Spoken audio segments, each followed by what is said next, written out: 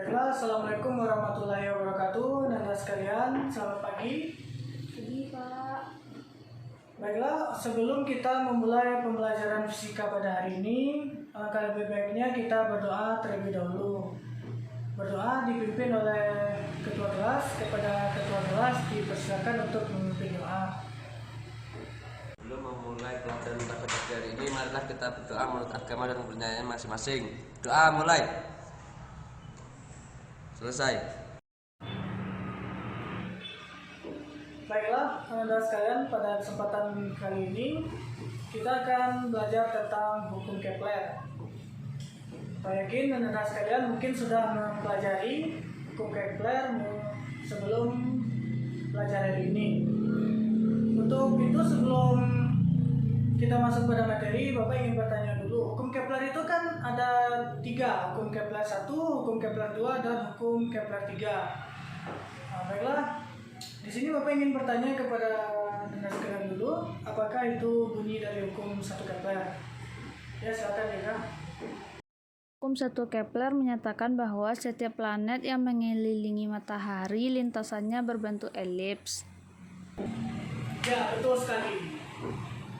Hukum Kepler 1 itu menyatakan bahwa setiap planet yang mengorbit mengelilingi matahari itu membentuk lintasan berbentuk elips, bukan seperti lingkaran, dan memiliki terletak pada satu titik fokus.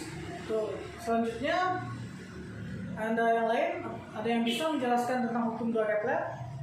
Saya, Pak. Ya, dipersilakan. Setiap planet bergerak sehingga suatu garis khayal yang ditarik dari matahari ke planet tersebut mencakup daerah yang luas yang sama dalam waktu yang sama.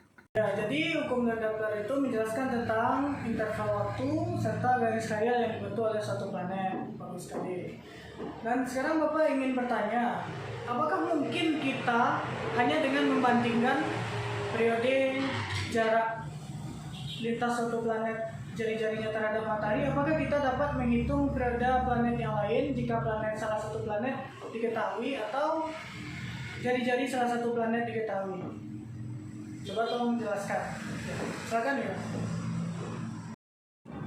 Bisa Pak, karena kita bisa menggunakan persamaan hukum 3 Kepler itu Pak.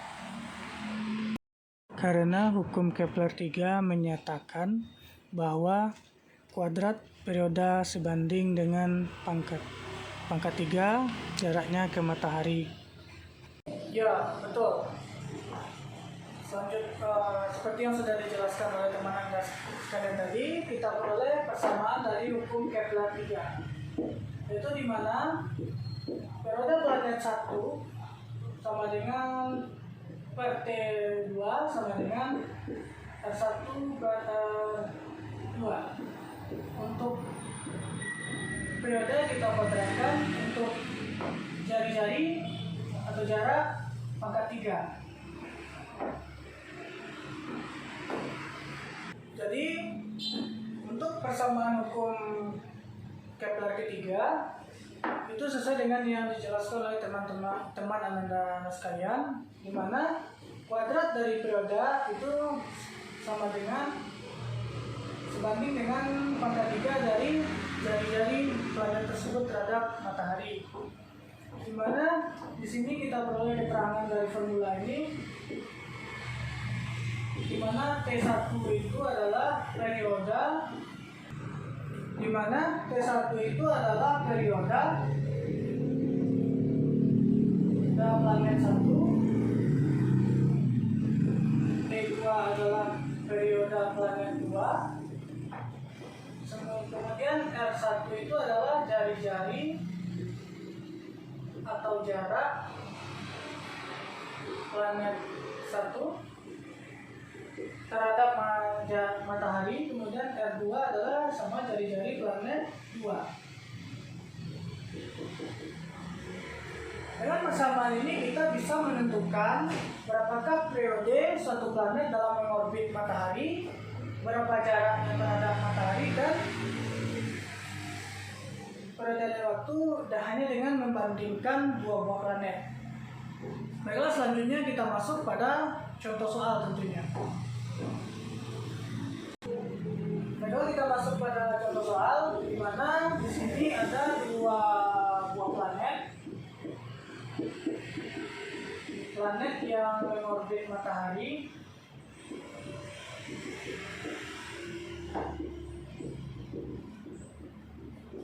dengan perbandingan jari-jari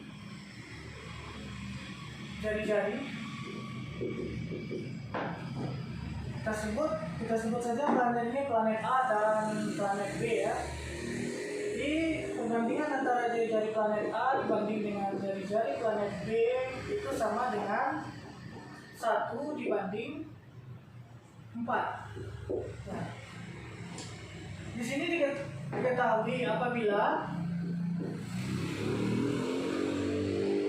periode planet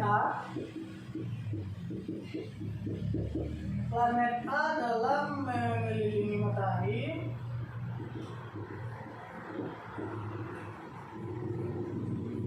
itu 88 hari. 88 hari. Yang ditanyakan adalah tentukan periode planet B.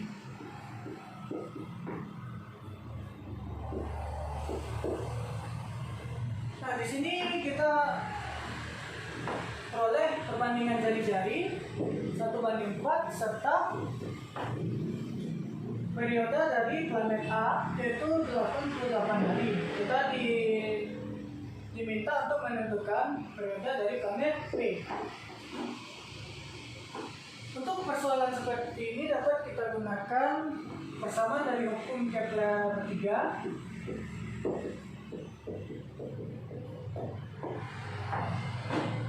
Di mana T1 per T2 dikuadratkan itu sama dengan R1 per R2 pangkat 3. Ini T1-nya yaitu adalah 88 hari per T2